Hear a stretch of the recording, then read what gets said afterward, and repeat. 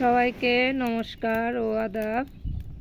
আজ রান্না করব নিরামিষ তরকারি। আমাদের সাথে থাকেন, দেখেন কিভাবে রান্না করি।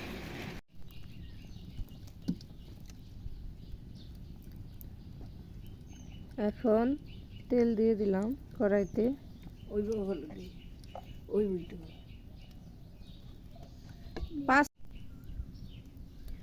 এখন জিরা সম্বার দিয়ে দিলাম।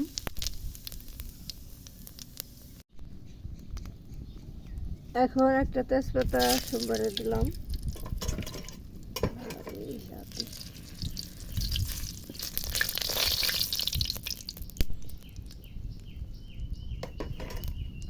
তারপরে সবজিগুলো দিয়ে দিলাম।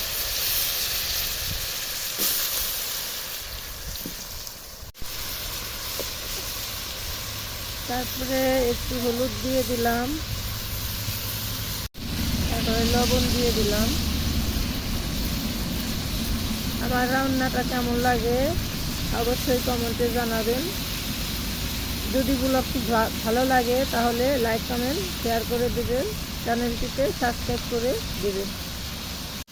সব কিছু দিয়ে একটু নেড়ে চেড়ে নিচ্ছি।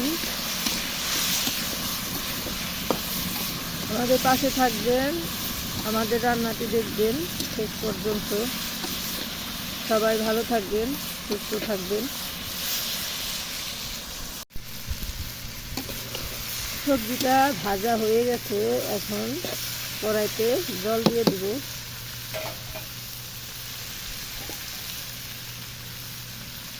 এই যে জল দিয়ে দিলাম।